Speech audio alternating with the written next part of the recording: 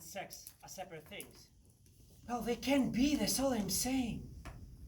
This thing with Naomi, okay? It should never happen. But did I have to unpack and what I had with Meg? I thought there was a deal. It was a separate arrangement. I just wish women would say what they mean. You know, plainly, clearly state what they want instead of expecting you to be a psychic. P-S-Y-C-H. I see. Meg bought me this t-shirt at the Warner Brothers store. He's got a picture of Superman on it. He's wearing this perplexed expression. And he's saying he wants me to leap over tall buildings and be sensitive and supportive. That's how it is with women. They want you to slay a dragon for them 1 second and then cry at a Guide Dog commercial the next. And somehow you're expected to guess when they want you to be controlling and when they want you to be crying. And if you don't make the right guess at the right time, it's instantly construed as proof that you don't love them enough. If you really love me, you wouldn't have to ask. How many times have I heard that? Well, I'm sorry. I've loved a few people alone, but no one's ever stepped out of the shadows and handed me a crystal ball. Anyway, I know I'm trying to change the subject. The fact is, I've been acting like a prick.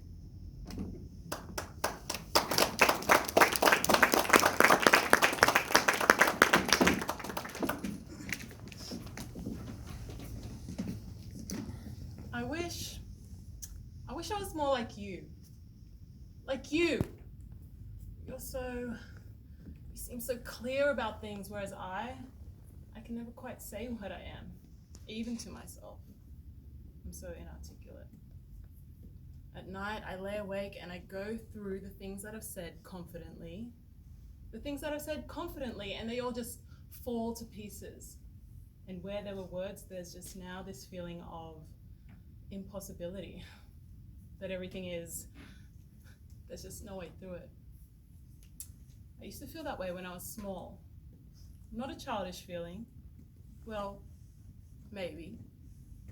As if I was choking on, as if life itself was coming down on me and I just couldn't see my way through it.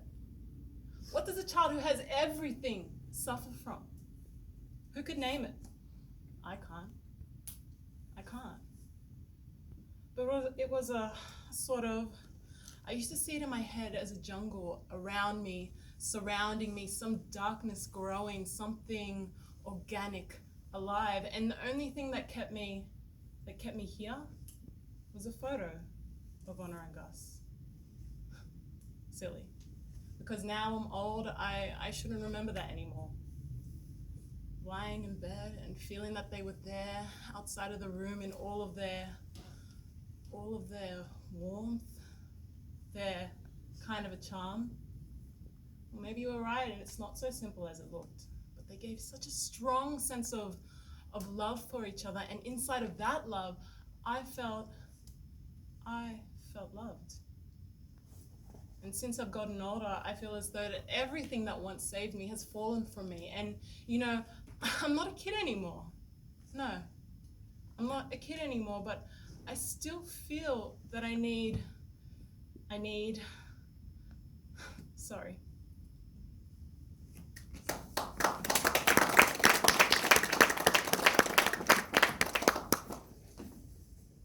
All right, let me set the oddies straight, yeah? Number one, assault on anyone, for any reason at all, during a shift of work, warrants instant dismissal. No ifs, no buts, and no exceptions. If I'd been down there when it happened, fat man, and your feet wouldn't have touched the ground. Number two, if there been any of this bullshit about all for one or one for all, then the rest of us would be booted down the road right with them. This isn't General Motors or BHP. You're day labourers on a wildcat mine, and you're paid by the hour to jump when you're told to jump. and run when you're told to run. You're not hired to be smart Alex or talk back merchants, alright? So get that into your dumb skulls. None of this bullshit about rights. You can either stay or you can go. That's it. But if that's not enough rights for you, then you get the fuck out before I bounce you out myself. But don't stay on my crew and bitch about not liking the way that you're told to do your work, alright?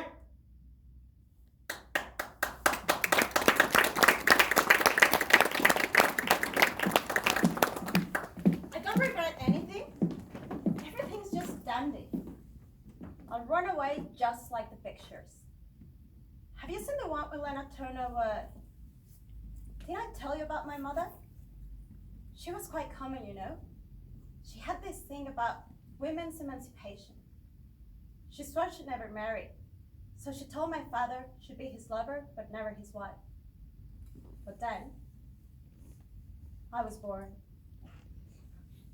I was a mistake, really. Funny, isn't it? So they got married, and she brought me up as child of nature. She used me to demonstrate the equality of sexes. She used to dress me up in boys' clothes, made me learn about farming.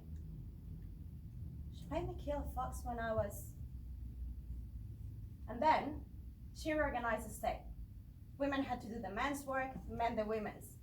We were the laughingstock of the whole county. She began to stay out all night.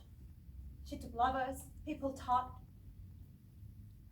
She blamed my father for the failure of her brave new world. Her infidelities were her revenge. They wrote constantly and fought. She often had terrible bruises and gashes. He did too. She was very strong when she was angry. And then, there was a rumor that he tried to kill himself.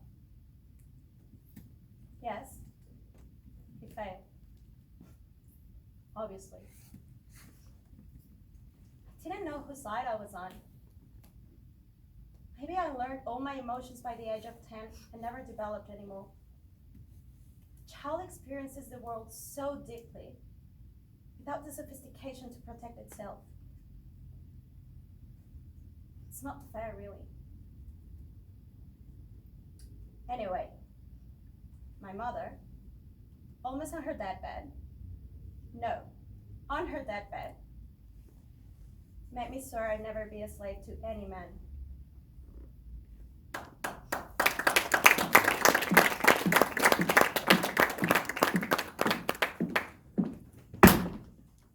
Have you been playing my records? Didn't I tell you the procedure? They have to be in alphabetical order. And what else? They have to be filed according to year as well. So, alphabetical order and according to year. And what else? And what else? I'll give you a hint. I found James Brown filed underneath the J's instead of the B's. But to top that off, you put him in the rock and roll section instead of the R&B section. How could you do that? I mean, is it too hard to put records in the right category? Right? So R&B goes with R&B. Rock and roll goes with rock and roll. You wouldn't put Charlie Parker in the rock and roll section, would you? Would you? It's jazz, jazz, jazz! Don't you understand? This is important to me. Pick a record. Pick a record! Now, tell me what's on the hit side. Now, ask me what's on the flip side. Ask me what is on the flip side. Hey, hey, hey, hey, 1958 Specialty Records. You never ask me what's on the flip side. I mean, don't you understand? Every one of these records means something to me.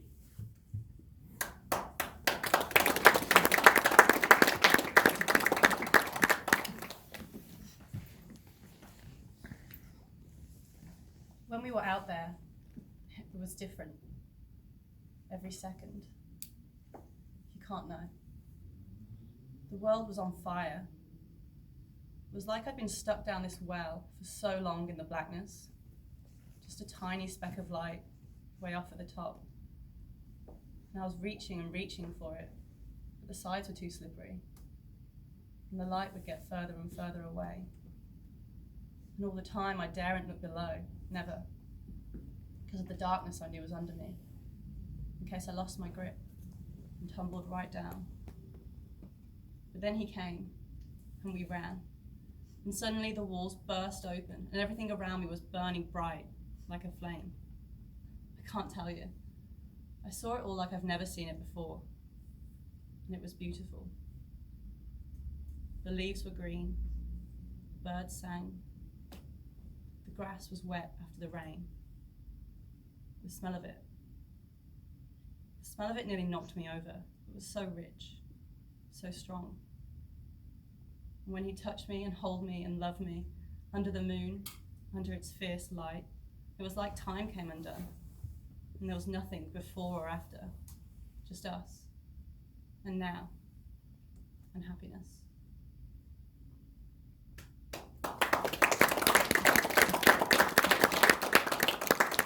We can't look each other in the face.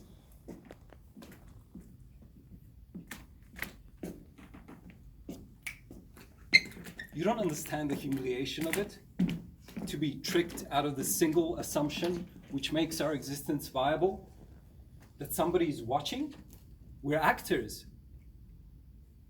The plot was 2 corpses gone before we caught sight of ourselves, stripped naked in the middle of nowhere and pouring ourselves into a bottomless well.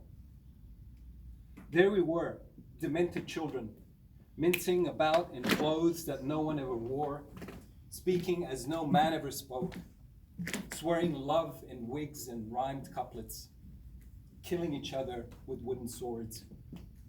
Hollow protestations of faith hurled after empty promises of vengeance, and every gesture, every pose, vanishing into the thin, unpopulated air. We ransomed our dignity to the clouds, and the uncomprehending birds listened. Don't you see? We're actors. We're the opposite of people. Think in your head, now think of the most private, secret, intimate thing you have ever done, secure in the knowledge of its privacy. Are you thinking of it? Well, I saw you do it.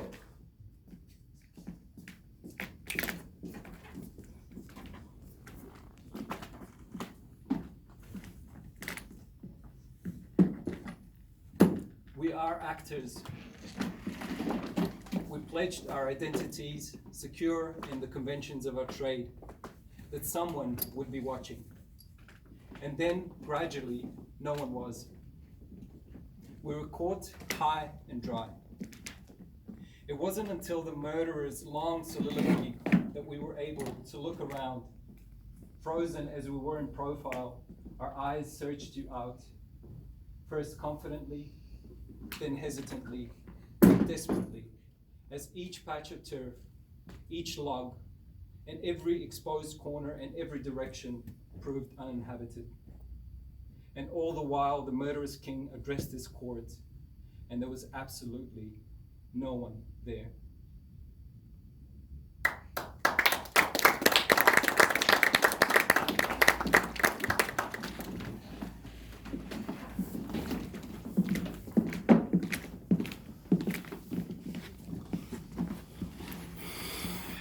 Hot summer's day. Like today, in the forest here. So, I'm going along this track, and I look round, and there she is. She's standing in a little stream, holding up her dress in one hand. She's scooping up water in a dark leaf with the other. She scoops, she drinks. Scoops, drinks. Scoops again, and pours the water over her head. It's one of those days you feel the air heavy on you. You can't hear nothing but the buzzing of the flies. She pays no heed to me. Just another peasant, she thinks. So, I'll go down to the edge of the stream, right up close to her, as close as I am to you now. And I just look at her, like this, like I'm looking at you. She's standing there in front of me in the stream with her skirts up in her hand. She bends, she scoops, she pours. The water runs down over her hair and over her face and her neck, and then down over her dress. And all she says is, "What are you staring at, idiot? Haven't you ever seen a human being before?" She scoops, she pours, and I just stand gazing. And suddenly, she turns and gives me a sharp look. "Oh," she says, "well, you've taken a fancy to me, have you?" And I says, "I reckon I could kiss you and die." And I made her laugh. "Well, all right then," she says. "You can kiss me if you like." I felt as if I'd been thrown into a furnace. I went up to her, into the stream, boots and all. I didn't think twice. I took her by the shoulder, very lightly, and I kissed her, right here on her cheek, and here on her neck, as hard as I ever could.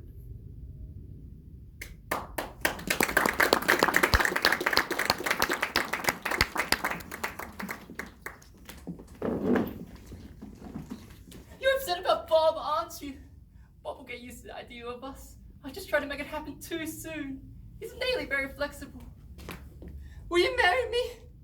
Prudence, I believe that one should just act without thought, without reason. Act on instinct. Look at the natives in Samoa. Look at Margaret Mead. Did they think about what they were doing? Think about the people who became heroes during emergencies and terrible disasters. They don't stop to fret and pick things apart. They just move or shoot adrenaline. Why don't we think of our lives as some sort of uncontrollable disaster, like the Towering Inferno or Tora Tora Tora? And then why don't we just act on instinct and adrenaline? I mean, put that way, doesn't that make you just want to go out and get married? I don't want lots and lots of people. I want you and children and occasionally Bob. Is that so bad? Aren't you afraid of being lonely? And aren't all your girlfriends from college married by now? And you know, you should really have children now, particularly if you may want more than one. I mean, soon you'll be at the end of your childbearing years. I don't mean to be mean, bringing that up, but it is a reality. I mean, time is running out for you, and me too. We're not in our teens anymore. Do you remember how old 20 used to seem? These are realities, Prudence. I may be your last chance. Maybe no one else will want to marry you until you're 30. And it's hard to meet people. You already said that Sean Cassidy was too young. I mean, we've so little time left to ourselves. We've got to grab it before it's gone. Prudence, I think you and I can make each other happy.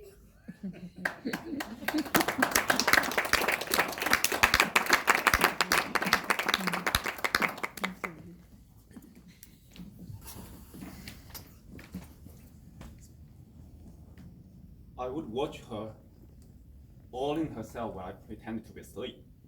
She was in a dream the way she did it. Like she was imagining someone else touching her. Not me, never me. Someone else. Some guy, I don't know. Some actor jerk. I knew she was getting ready herself for him. Could tell it.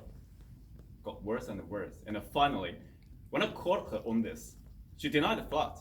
I knew she was lying too. Could tell it right away. The way she took it so light. Tried to cut it off like it was nothing.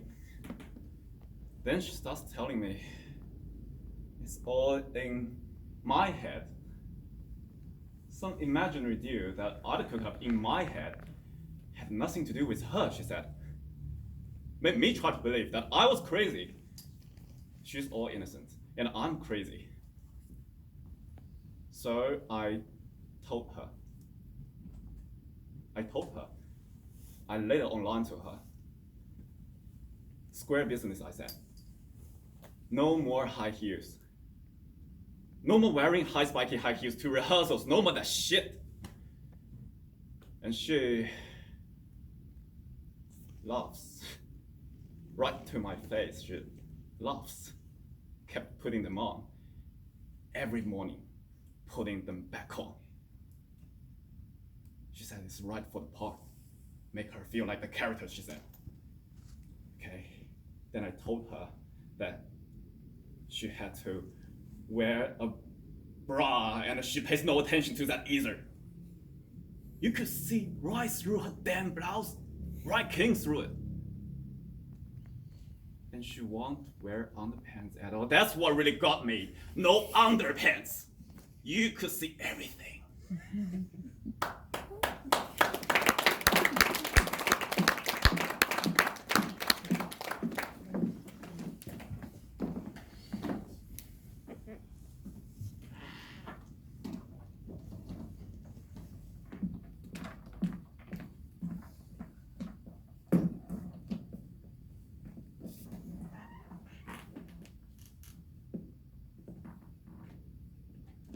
You've had a proper snooze.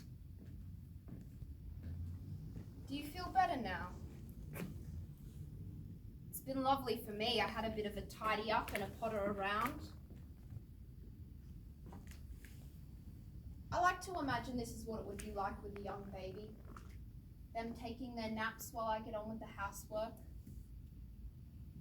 Is that how it is?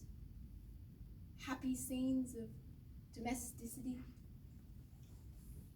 Or is it fraught mayhem as you try to keep on top of everything, including your sanity? I mean, I have kept up with your Facebook updates on such things, and on a day-to-day basis, it does seem like things do change quite often. I mean, one day, you may be blissfully in love with your babies and thanking God for this precious gift, and the next, you're wishing you never had any fucking kids, and that someone would come and take them the fuck away!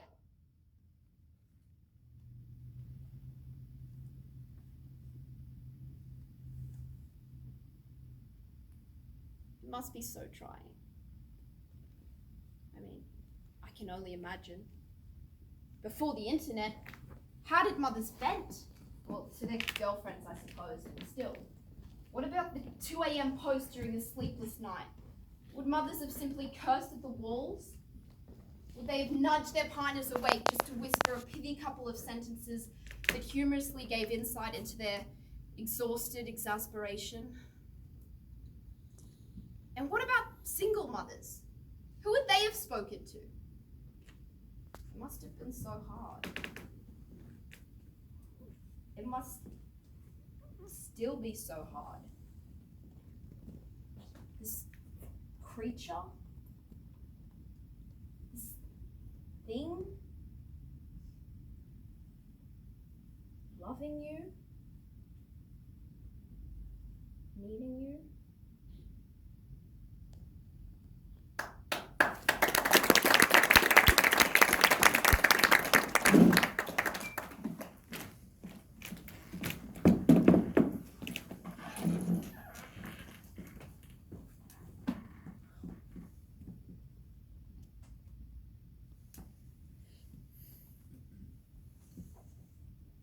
I think I spent so much of my early life thinking about what's to come. You know, who would I marry? Would he be a lawyer or a football player? I spent a lot of time in that bedroom upstairs, pretending my pillow was my husband. I would ask him how's his day at work and what was happening at the office. And did he like the dinner I made for him? And where were we going to vacation that winter? And he would surprise me with tickets to Belize, and we would kiss. I would kiss my pillow.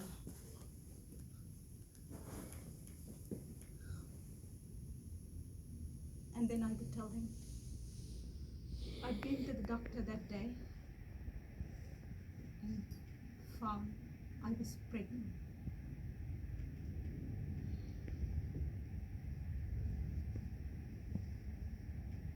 I know how pathetic all that sounds now, but it was innocent enough.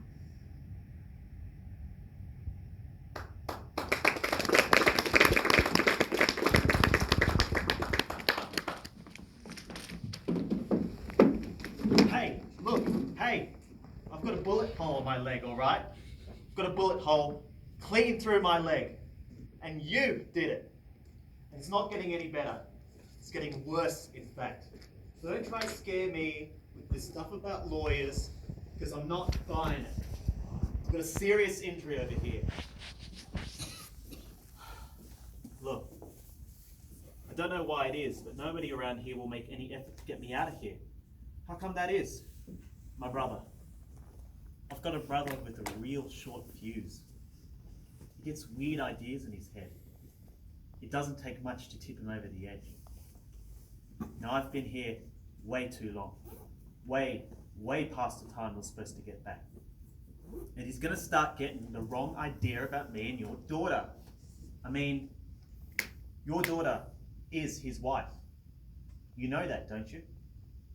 I mean, I suppose you know that. But it's hard to tell anymore if anybody knows anything about anybody else around here. Like her, for instance. Your daughter. She's getting very strange with me. Very strange. I mean, she started talking to me like I was him. Like I was my brother. She thinks your son and you and him, are somehow responsible for taking her brain out. For removing her brain. Did you know about all this?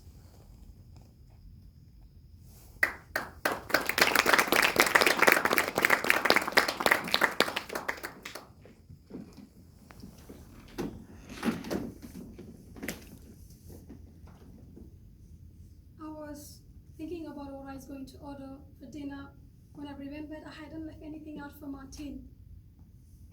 I thought of him, searching through the fridge and not finding a morsel.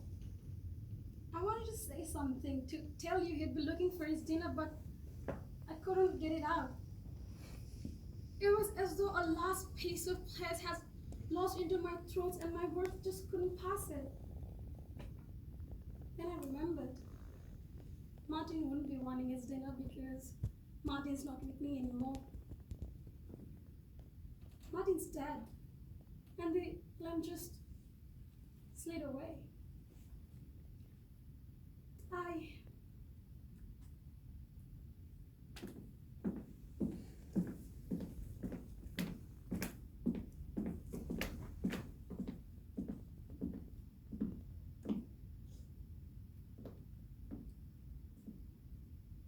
Poor Martin. Only if I was a little quicker. To have held him in my arms before he went. But how was I to know? How was I to know he was about to die? Men don't have strokes when they're 38 years old. It wasn't my fault. It wasn't my fault, was it?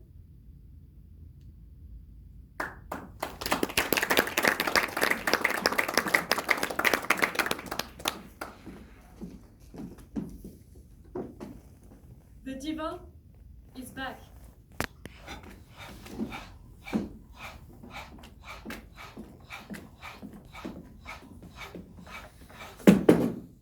He was lying with his head on my pillow this morning. When I woke up, I recognized him immediately, even though it's been years. The first time I ever saw him, he was standing there in the corner of the room. I could feel something watching me. I had my bedclothes almost tucked up to my nose so that I had to peer carefully around the room. And there he was. He seemed to grow out of the corner until he was towering over me. I panicked because I felt I was suffocating. My first husband was with me at the time. He called the doctor. He said I had asthma. The funny thing was, I didn't really get over my asthma attack until my husband was in prison. And I haven't seen the devil since. Until this morning. Peter bent over and kissed me goodbye as he was leaving. The trouble was, he blocked my mouth and I couldn't breathe through my nose, so I kept having to break away from him. When he'd gone, I closed my eyes and tried to get some sleep before the child woke. That was when I heard the door open. I saw Peter had come back and I opened my eyes and there he was, the devil. If he had any hair at all, it was red. He climbed on the top of the bed and put his head on the pillow next to me. I felt so sick at the sight of him because I knew I didn't have the strength to struggle anymore. I said, please, leave me alone. And I was very surprised when he replied. He never spoken to me before. He said very quietly, all right, Donna. And do you know? He vanished. But I don't believe he's really good. He never really goes away.